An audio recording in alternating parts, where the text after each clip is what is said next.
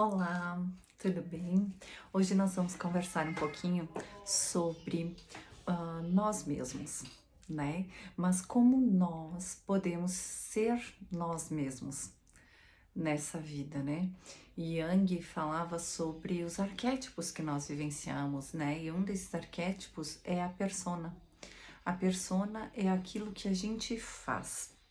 Por exemplo, um médico, um advogado, um arquiteto, um empresário, né? Isso que você faz é a sua persona, é aquela pessoa que você vive em sociedade. Por exemplo, assim, um médico. O que é esperado de um médico na sociedade, né? E aí essa persona, esse personagem que você encarna, né? Nesse sentido de que você vivencia, né? Esse personagem que você vivencia é a sua persona, é aquilo que você é em sociedade, aquilo que você vivencia, aquilo que você faz, aquela pessoa que você transmite ser. Por exemplo, assim, existe algumas coisas que são esperadas de um médico, né? Por exemplo, tipo de comportamento, tipo de vocabulário, tipo de conversas, tipo de amigos, enfim, tipo de relacionamentos, tipo de roupa que ele usa, tipo de instrumentos, enfim. Há algumas coisas que são esperadas desse médico, enquanto uma persona. E o médico acaba vivenciando essa persona.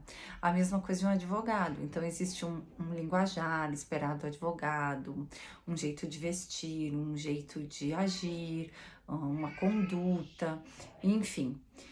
Isso é a persona, é aquilo que nós vivemos em sociedade, somos nós em sociedade, né?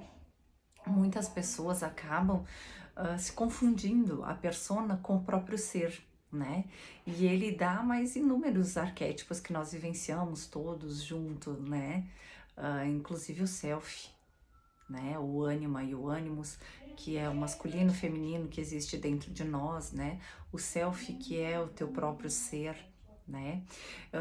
Mas por que eu vim falar sobre isso?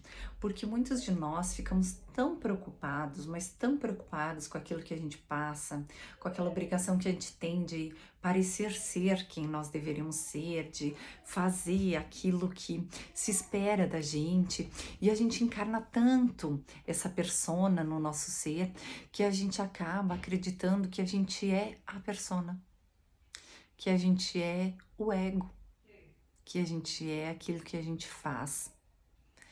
E na verdade a gente não é aquilo que a gente faz. A gente não é a persona. A gente não é o nosso trabalho, a nossa formação. Nós somos muito mais do que isso, né? Eu vi essa semana um vídeo, né, do Pablo, agora não tô lembrado sobre o nome dele, mas enfim, ele falava assim, ele fez um experimento ali com uma senhora, né, e ele disse, ó, agora você vai parar de respirar e esse é o seu salário, você vai ter que aguentar, porque senão sua família vai morrer, sua vida vai acabar, enfim, tudo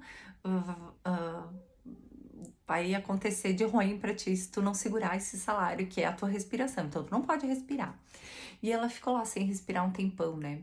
Aí quando terminou, quando ela não conseguia mais e voltou a respirar, ele disse assim, como é que tu segurou por tanto tempo? Era pra tu não segurar nem um minuto. Por quê? O que ele quis dizer com isso? Que muitas vezes nós ficamos aprisionados àquilo que a gente já tem, aquilo que a gente já vive, sofrendo.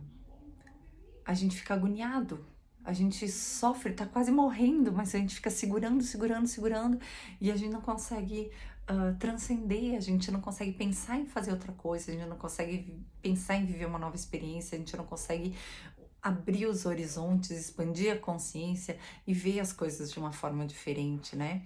Então ele diz que tu não pode segurar o teu salário nem um minuto, te causando sofrimento, te causando dor. Não é para isso que a gente tá aqui. O que eu penso muito sempre é assim, vale a pena viver uma vida infeliz? Vale a pena, sabe? Eu participo dos grupos de gêmeos e as mães de gêmeos, eu vou ter que ir lá que minhas pequenas estão me chamando.